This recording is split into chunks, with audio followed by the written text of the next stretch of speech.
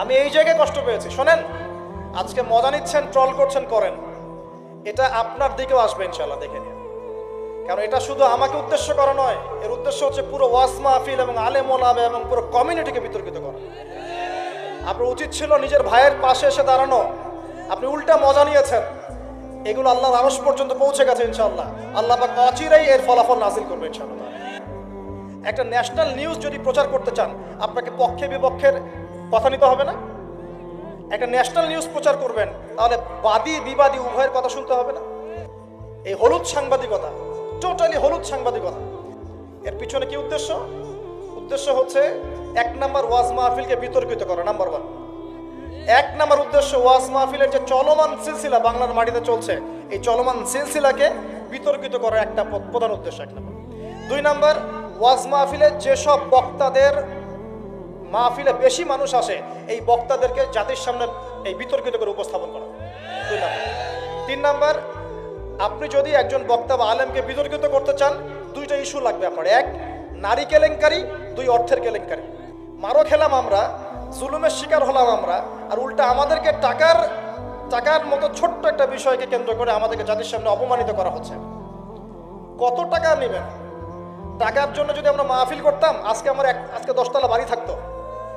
একদিনে চাইলে আমি 10টা মাহফিল করতে পারতাম। টাকার জন্য যদি আমরা কাজ করতাম, দিনের কাজ, তাহলে আমার নামে শত শত বিঘা জমি থাকতো। আমি আল্লাহর বান্দা, আল্লাহর জমিনে বেঁচে আছি কারাগারের জীবনে, আমার 100 কোনো জমি নাই পৃথিবীতে, 100 না, আল্লাহর কসম করে বলতেছি।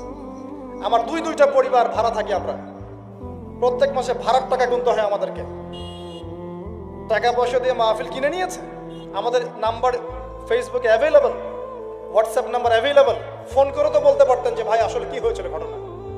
তার মানে বোঝা যায় এর পিছনে একটা গভীর ষড়যন্ত্র আছে। ষড়যন্ত্র 1 নাম্বার, আলেম ওলামাদের অবস্থা কিন্তু দেশে ভালো নয়। ষড়যন্ত্র 1 নাম্বার হচ্ছে হকপন্থী আলেম ওলামাদেরকে সমাজ থেকে মাইনাস করে দেওয়া, একটা উদ্দেশ্য 1। 2 নাম্বার, ওয়াজ মাহফিলকে বিতর্কিত করা, একটা উদ্দেশ্য। 3 নাম্বার, যেসব বক্তাদের ওয়াজ মাহফিলে বেশি মানুষ আসছে, জনগণ শুনছে, আমল করছে, ইসলামের একটা ফ্লো সৃষ্টি হচ্ছে, এই মানুষদেরকে সমাজে বিতর্কিত করে দেওয়া।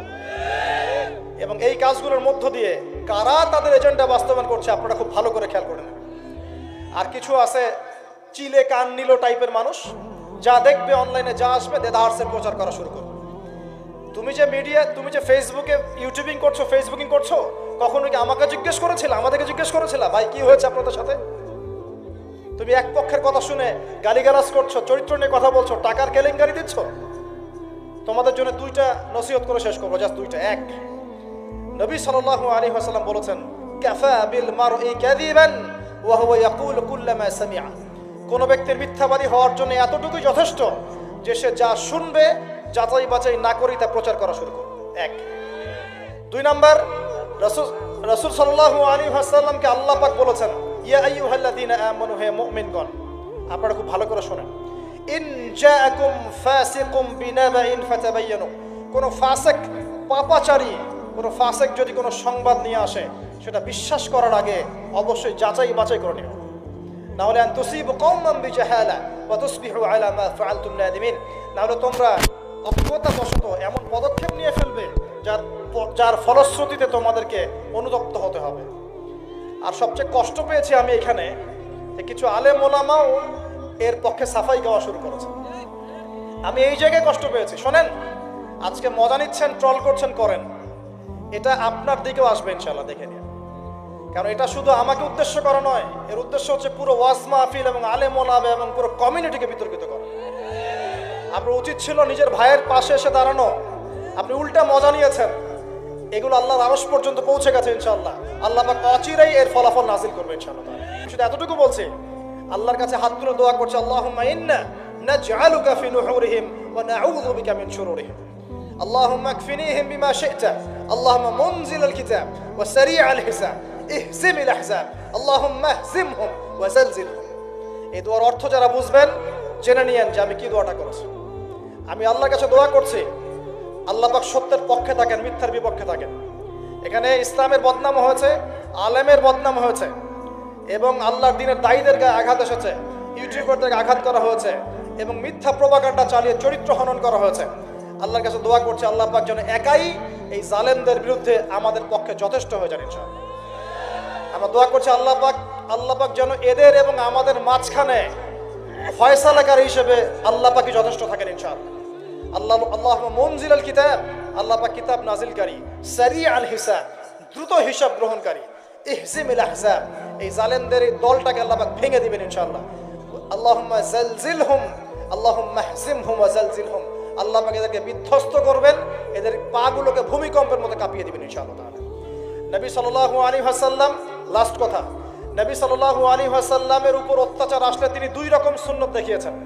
এক, তিনি মাফ করে দিয়েছেন, যদি ওরা ক্ষমা চাইতো আমি মাফ করে দিতাম। আল্লাহ রাসূল আরেকটা সুন্নাত, তিনি বদদোয়া করেছেন, হাত তুলে তুলে বদদোয়া করেছেন, আল্লাহ অমুককে দেখে নিও, তমুককে দেখে নিও, তমুককে দেখে নিও। আজকে আমি মাজলুম, আমরা মাজলুম, শুধু সেই বদদোয়া আল্লাহর কাছে করছি।